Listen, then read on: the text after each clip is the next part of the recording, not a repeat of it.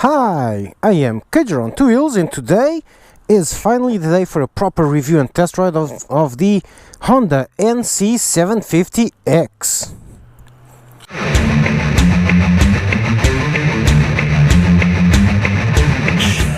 So I've done the walk around on the other video, so go check that out. I'm not going to do the walk around, just going to push her back slightly. Let's do the proper dynamic test. It's very long, very tall, but still as light as I remember. Ooh, it's got a bigger footprint on the side stand. That's cool. Another thing I forgot to say, front suspension is supposedly upgraded. So let's see how that actually works. As tall as I remember, and the seat roughly as hard as I remember. I like the LEDs. Look at the pattern over there. See, it's a single strip. That means the light is going to be down there and not in front of me. Okay, so I need to put all the clutch in. Let's do it again. No clutch. No nothing. Does not start. Clutch in, and it starts. That makes sense, actually. Oh, I was in first gear. Now that's me being freaking stupid. Let's go for the consumption thingy. Is it here? Yeah, 2.3, 7.7. Oh, that's the instant consumption. This is the average. Let's reset the average. Now it's reset. Okay. Let's see how she does. Okay, first thing you notice as soon as you jump on one of these is how immediately comfy you are on it. Not comfy as in the seat is nice, comfy as in I can ride this and do anything I want with it.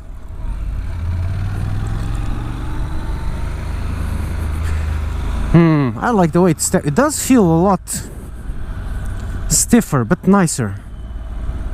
Everything feels a bit harder than the other one. But as soon as I was saying, as soon as you get on it, you know you can do whatever you want on it. It's so surprisingly easy to ride. It's very clearly a bike made for beginners. Let's just turn around here. It is retardedly easy to go around on it, okay?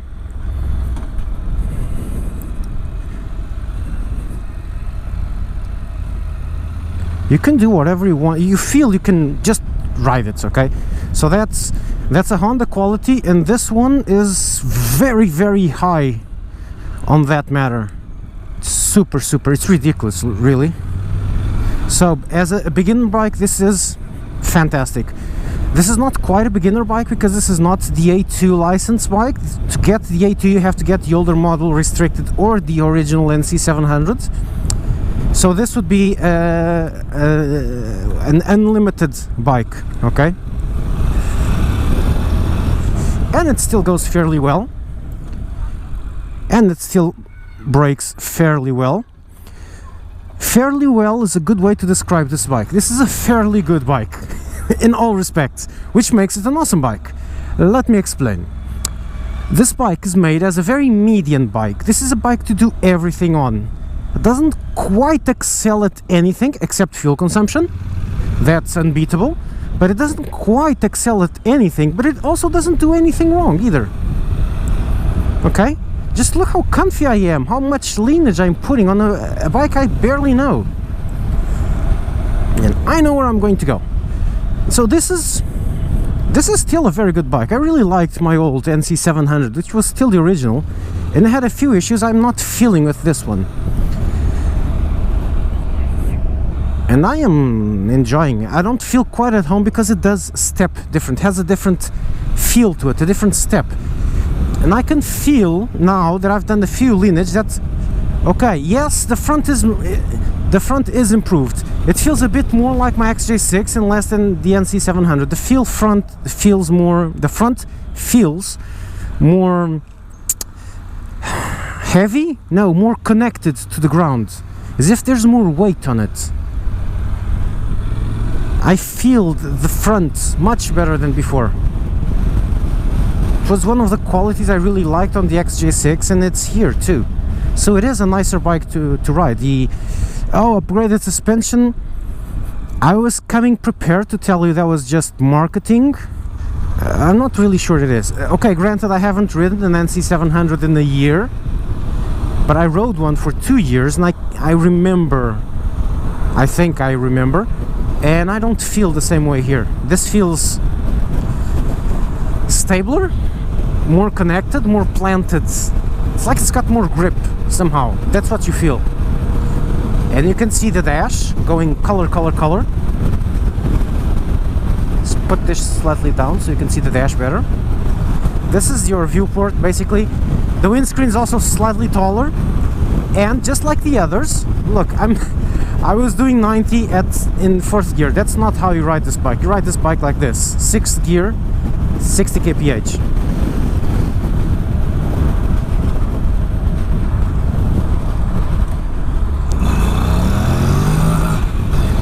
That's the great advantage of this one. Instant torque. But then it stops suddenly. That's the problem with these NC700s, 750s, is that you only have 6,500 RPM to play with, which is not quite a lot, okay? It's actually quite little. And so if you're used to a bigger bike or another kind of bike, you'll be banging the rev limiter just like I did, constantly, until you get used to it. After you get used to it, it's awesome. And why is it awesome? Because for long trips, there's nothing better than having a bike that's basically pushing you along the highway, idling. And that's what this does. On the highway, on an NC700 or a 750, which is even better in that respect, you're basically going at 120 kph, meaning the legal limit, and please just give me a little room for me to pass. You'll be going at these revs. Like this. This is the sound and feel it does, which is quite literally nothing. So it's very relaxing to go at high speed on this one. Commuting to work and you arrive fresh as a lettuce. Okay, yeah, you lack that buzzing sound, the scream of the bike when you want to really push her. That's the disadvantage. The advantage is that when you don't want to hear it, you really don't hear it. It's a really relaxed ride.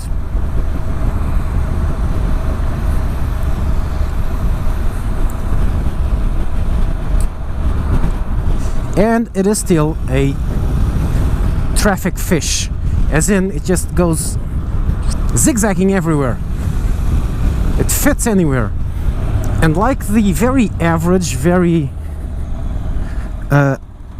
average bike it is, it has to do everything, and so these kinds of pavements does work pretty well, just like the old one. Maybe slightly stiffer. Not quite sure, but very comfy. I really wanted to get going, man. Seriously, just please move. Seriously, please, just get a move on. Okay. Like I said, still a monster in traffic. Because of the instant torque you have, there's no I have to shift down to accelerate. No. On this bike, actually the opposite is true. You have to shift up. You have to shift up to accelerate on this one, which is quite weird, but quite true. Let's go this way.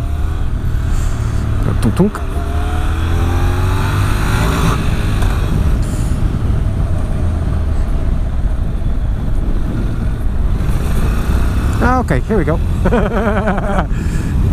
So on this bike, you have to shift up to actually overtake, because you don't have that many revs to work with. So you want to overtake, you shift up, and then you roll throttle, because you have all the torque starting at 1,500 RPM. And no, I am not joking. It is where the torque starts. When the bike starts to go, it's literally 1,500 RPM. When it says that there's torque right off the bat, it's true. Okay, I'm going to go into second gear. I'm going to go in second. Look, second gear. Now let's wait for this. Second gear, clutch is out, and here we go. No problem. Let's slow down to second gear, still 20 kph. Look at the revs, 1,500.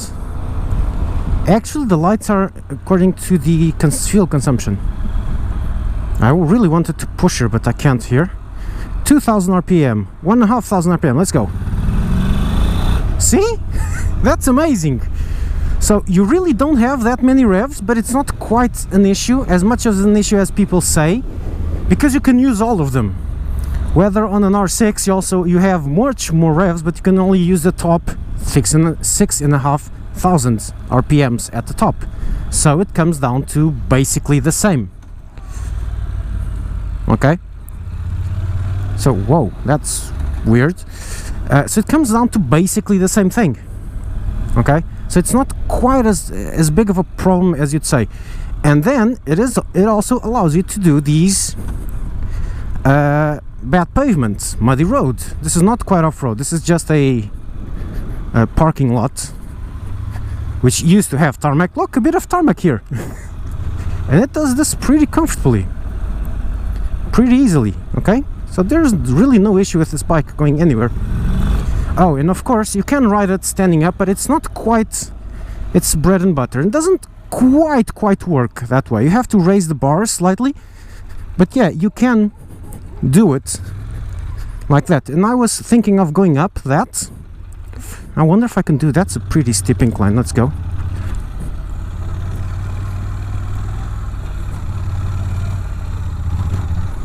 Yeah, see? This is not quite off-road, but you get the point. And that was easy. That was a lot easier than I thought. Okay, and that's quite a climb.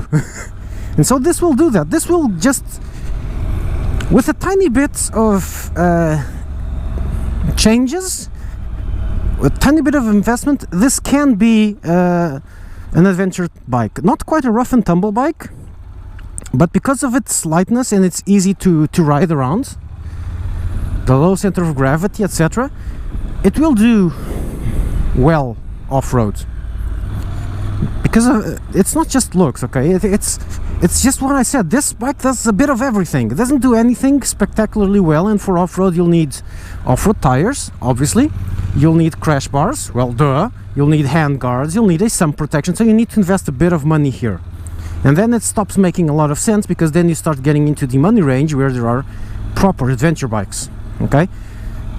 But if you have one, and you don't want to buy another one, you can keep adding stuff and take it off-road. Gradually get some crash bars and you'll be a bit more okay. Get something to protect these sides and you'll be even more okay. Okay, so yeah, this is a pretty good bike. I am pretty impressed. Differences to the other one: LED lights, which is pretty good.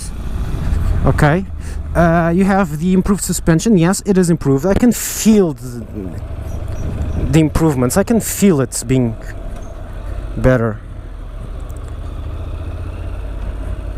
Why is there so much traffic today?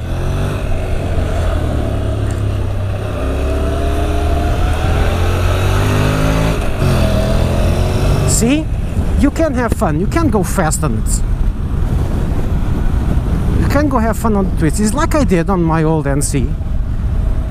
But on this one would be slightly better. So now I'm going to compare this with the old. This is now a lot more expensive than the original NC700. The NC700, the original one, was 6,500 euros for the ABS version. This is 7,300 for this particular version, for the ABS. Okay?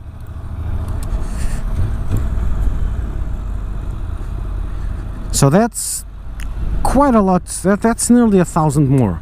So what does this have to offer instead of the 700? Not going to talk about the 750. I'm going to talk about the original 700. Well, it does have an improved seat. I don't slip as much as I did on the old one. Has a adjustable brake lever, not an adjustable clutch one though, but an adjustable brake lever. The improved suspension, LED headlamps. It has a much nicer engine because of the extra power, which changes it from the needed a bit more to, yeah, this is good enough, although I might want a bit more down the line. So that's the difference between the two engines. One is just you're constantly going, I really needed just a tiny bit more of power, and this one has that tiny bit more of power and torque, and it's smoother also. It doesn't vibrate as much as the old one, so there's a lot of tiny little annoyances that have been... What the frack?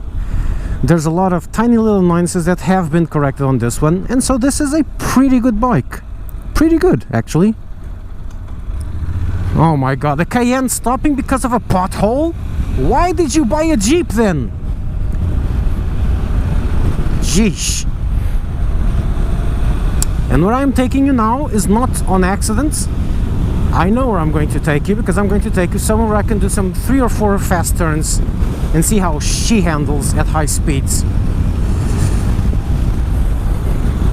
And this pavement is also very undulating on the turn, so I can feel it. Yeah, it's very stable. Suspension is not just slightly improved, it is much improved. This is such a good beginner bike now. And there's also a very good everyday bike also.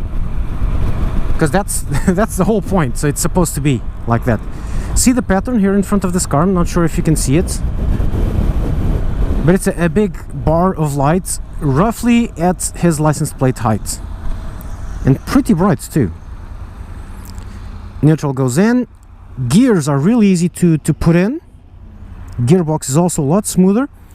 I haven't shown you the fake tank or this. These are holes so you can put straps on, because this is plastic and so your normal tank bag won't fit. And so now we have these things so you can put these straps over here and fit the tank bag here. Tank bag. So here we are going to do something slightly faster. I'm on reserve fuel now. Oh my, look at the lineage, and I am super comfy on this one.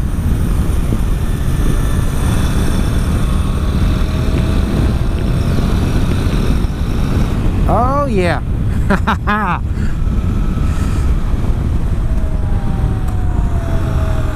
And now let's filter to the front quickly before this turns green, and when this turns green we're going to explode out of here. Reserve fuel, I'm not really sure how much reserve it has, but it should be enough. We're only like 10 kilometers out. And you going somewhere? Goodbye.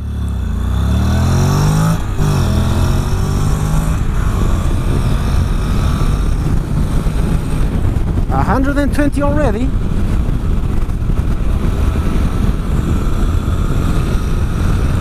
And now this is basically going to be top speeding here. Oh, wind protection's much better, miles better, a lot silenter. Used to be very noisy, but now it's really good. And I hit the limiter. And brake. Ooh. Brakes are nice. The thing with this bike, it has always felt that the brakes weren't that good. I'm not sure if they've been upgraded, but I liked the feel now. I quite liked it. It was really braking. And the front dived and stayed down there, and it wobbled a bit because I was going over some bumps, but it kept on being stuck, and ABS didn't activate. I don't... Okay. Oh, hang on. Does this have ABS? This might not have ABS, and I did that without ABS. That was not a very good idea, but it still braked cool. Oh boy, that might have been an expensive mistake. So yeah, the new old Honda NC750x. I'm not sure if there's going to be an S version, but damn, I'm sure I would sure like to see one. I'm going to stop there and show you the tank. Oops. It is a very tall bike, okay, because the fuel tank is underneath your bum, so it's kind of tall over that, but it's really easy. Look, I'm clutching in first gear, and I'm going to... Oh, sorry, I was going to lean it over, but I can't. So I'm just going to stop right here. Second, neutral, and stop. No, does not have ABS apparently. And so with this stopped here, let me show you the fake tank, which is something I don't always show for some reason. This is big enough for a helmet, and this is even bigger on this new version. So this should fit most helmets. For example, the Shoei XR1100, which is mine, did not fit in here. The large, the medium fit, the large did not. Now I'm pretty sure mine would fit. I'm not going to stick mine in because it's got the mohawk and the camera, so it wouldn't fit anyway. And I'm not going to disassemble the whole thing just to put it in. Go to the dealership and try it out, see if your helmet fits in here. Okay? I really like it. I really do like it. And it looks nicer too. It looks really cool. And the front lights, please turn them on. Are they on? No. Here we go. The front lights look spectacular. It looks really pretty from the front. And it looks also thinner and smaller and nimbler. It's a very fast accelerating, nimble, light bike, great for traffic, great for beginners. Pretty good. You improved on an already pretty good product. I'm impressed, Honda. Is it worth it over this NC750? Only if you really ride at night and you want the extra illumination. Other than that, keep your NC750. Is it worth it over the NC700? Yes. If you're coming back into motorcycling and you want an easy bike to ride, look no further. This will allow you to try everything and then decide what is it that you want. And so that's it. Kids are out.